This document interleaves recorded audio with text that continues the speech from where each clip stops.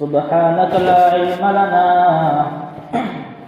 إلا ما علمتنا إنك أنت العليم الحكيم. قال رب اشرح لي صدري ويسر لي أمري واحلل عقدة من لساني يفقه قولي وبك نستعين يا মুস্তাআন। সকলের মধ্যে উঠে আল্লাহুম্মা সাল্লি আলা মুহাম্মাদ ওয়া আলা আলি মুহাম্মাদ কামা সাল্লাইতা আলা ইব্রাহিম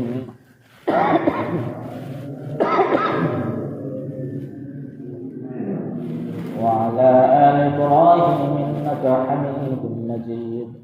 اللهم بارك على محمد وعلى آل محمد كما باركت على إبراهيم وعلى آل إبراهيم إنك حميد مجيد। মহান আল্লাহ পাক রব্বুল আলামিন আমাদেরকে পবিত্র জুমার দিন আল্লাহ তাআলার ঘরে আমাদেরকে আসার এবং বসার তৌফিক দান করেছেন। এই জন্য আমরা সকল অন্তরস্থল থেকে শুকরিয়া আদায় করি, আলহামদুলিল্লাহ। আল্লাহ পাক রব্বুল আলামিন কিছু কিছু মানুষের জন্য এই দুনিয়াটা অন্ধকার স্বরূপ, আবার কিছু কিছু মানুষের জন্য এই দুনিয়াটাও অন্ধকার স্বরূপ, আখিরাতও অন্ধকার স্বরূপ। আমি যে কোরআন পাকের আয়াতখানা তেলাওয়াত করেছি, এই আয়াতের সারমর্ম হলো, দুনিয়াতে কিছু মানুষ অন্ধ থাকিবে, আখিরাতেও তারা অন্ধ থাকিবে। দুনিয়ার অন্ধ বলতে বুঝাইছে যে তারা চোখের মাধ্যমে সমস্ত কিছু দেখবে, আল্লাহ তাআলার সমস্ত নিয়ামত তারা দেখবে, আমাকে আপনাকেও তারা দেখবে, আল্লাহ তাআলার সমস্ত নিয়ামত তাদের চক্ষু দ্বারা দেখতে পারবে। কিন্তু তাদেরকে অন্ধ বলা হয়েছে, কারণটা কি? অন্ধর এখানে দুইটি অর্থ। একটা আল্লাহ পাক রব্বুল আলামিন আমাকে আপনাকে যে জন্য সৃষ্টি করেছেন, যে উদ্দেশ্যে সৃষ্টি করেছেন, আমি আপনি কি সেভাবে চলতেছি কিনা?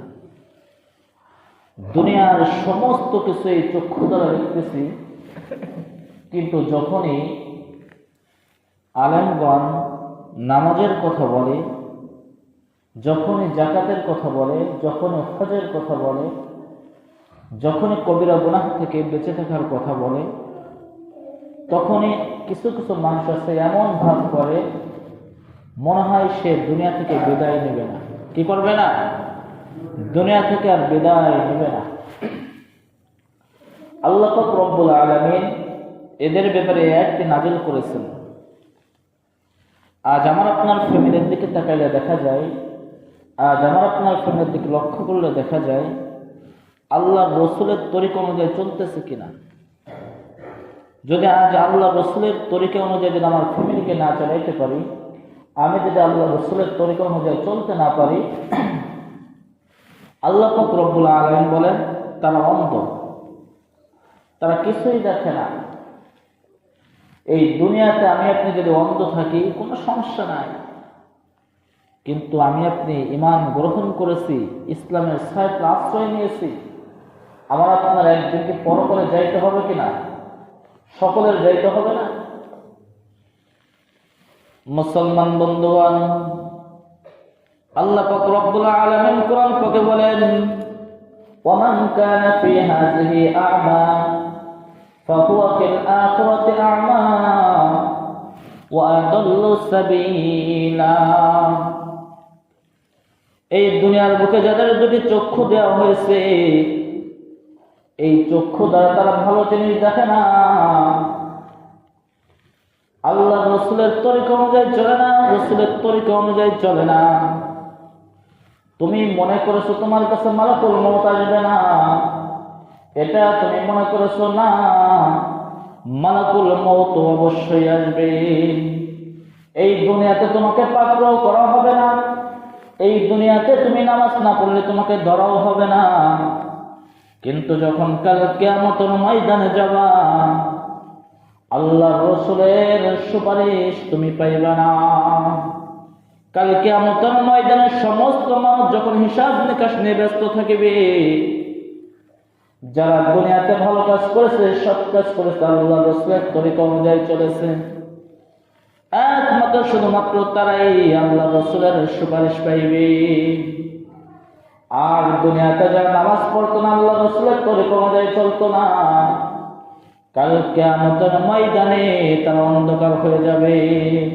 তাদের চোখে ধরা পড়বে না যে আল্লাহ রাসূল ওখানে দাঁড়িয়ে আছে, আল্লাহ রাসূল তোমাদেরকে সুপারিশ করবে না।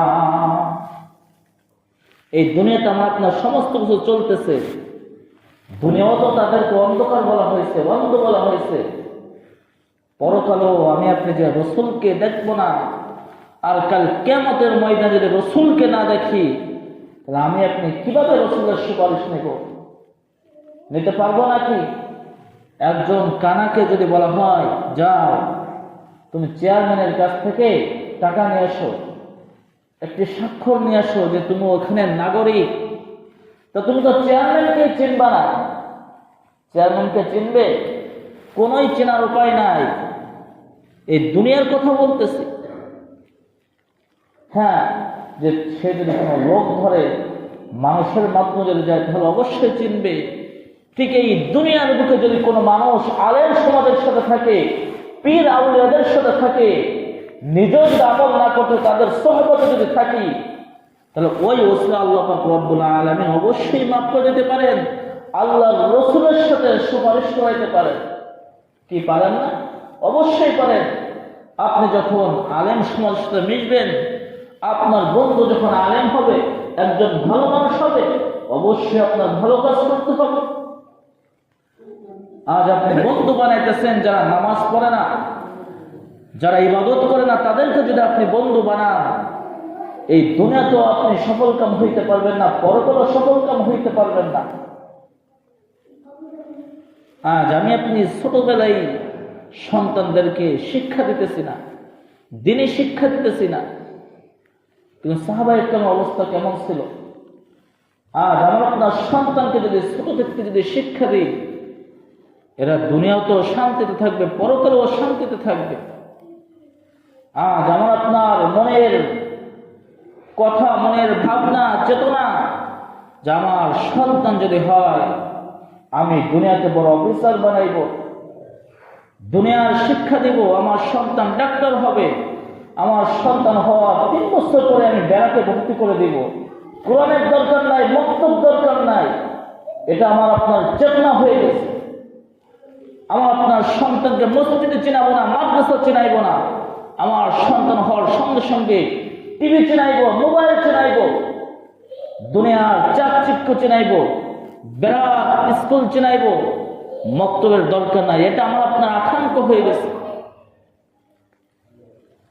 আল্লাহ পাক রব্বুল আলামিন মনের আকাঙ্ক্ষা অনুযায়ী, মনের আশা অনুযায়ী আপনার আমলের বদলা দেন। কিন্তু সাহাবীদের অবস্থা কেমন ছিল? ছোট্ট একটা ঘটনা বলে বুঝে আসবে। আমি আপনি সকলেই মা ফাতেমার সন্তান, রাসূলের কলিজার টুকরা হাসান হুসাইনের কথা সকলেই জানি, সকলেই শুনছি। তাদের অবস্থা কেমন ছিল? ছোটবেলায় মা ফাতেমা রাদিয়াল্লাহু তাআলা আনহা শিক্ষা কেমন দিয়েছেন? মুসলমান বন্ধুগণ, আল্লাহ রাসূল সাল্লাল্লাহু আলাইহি ওয়াসাল্লাম মসজিদে খুতবা দিতেছেন। মা ফাতেমা রাদিয়াল্লাহু তাআলা আনহা হাসান হুসাইন রাদিয়াল্লাহু তাআলা আনহুকে ডাক দাও, আমার সন্তান, যাও তোমার নানা মসজিদে নামাজ পড়তেছে, যাও তোমার নানার কাছে চলে যাও। হাসান হুসাইন নানাকে অনেক ভালোবাসত। হাসান হুসাইন রাদিয়াল্লাহু তাআলা আনহুমা দুজনে মসজিদের দিকে অগ্রসর হলেন। আগের যুগে তো বালি ছিল, রাস্তায় হাঁটাচলা করতে অনেক কষ্ট কষ্ট হইতো, রাস্তার কোনো ভালো অবস্থা ছিল না। মা ফাতেমা রাদিয়াল্লাহু তাআলা আনহু তাদেরকে পাঠিয়ে দিলেন, যাও তোমার নানা মসজিদে নামাজ পড়তেছে। এদিকে মসজিদে নববী হুজুর পাক সাল্লাল্লাহু আলাইহি ওয়াসাল্লাম দূর থেকে দেখে আমার আদরের টুকরা হাসান হুসাইন আসতেছে। এ মুসলমান, তাদের চিত্রটা কেমন ছিল হাদিসে এসেছে। রাসূল পাক সাল্লাল্লাহু আলাইহি ওয়াসাল্লাম বর্ণনা করেন যে একবার হাসান পড়ে যায়, হুসাইন টেনে উঠায়, হুসাইন পড়ে যায়, হাসান টেনে উঠায়। বালিদের ভিতরে হাঁটাচলা করতেছে, পা গেড়ে যাইতেছে। এক পর্যায়ে হুজুর পাক সাল্লাল্লাহু আলাইহি ওয়াসাল্লাম সাহাবীদেরকে বলল, আমার সাহাবারা, আমাকে একটু সময়ের জন্য রুখসত দাও, দেখি আমার নাতি দুটি হেঁটে আসতেছে, আমাকে একটু রুখসত দাও, আমার নাতি হাসান এবং হুসাইনকে মসজিদের দিকে নিয়ে আসি। এ মুসলমান, সাহাবীদের অবস্থা ছিল এমন, ছোট থাকতেই শিক্ষা দিয়েছে মসজিদের দিকে যাইতে। আজ আমার আপনার সন্তানদেরকে ছোটবেলায় কোন শিক্ষা দিই? আমার আপনার সন্তানকে কেমন শিক্ষা দিই?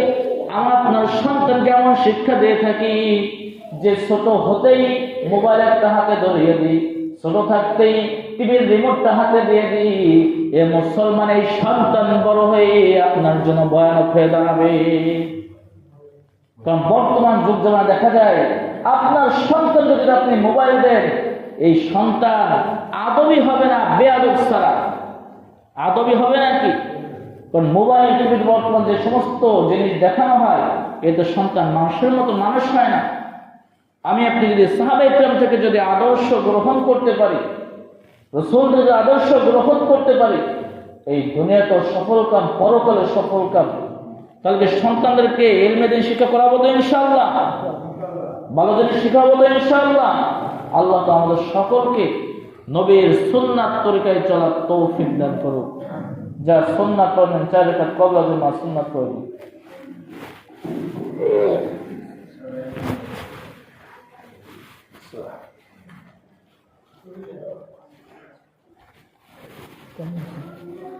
এই তুমি কথা বলো কেন? এই দাঁড়ানো কেন? ওইখানে বসে যাও, বসো ওখানে, বসো ওখানে।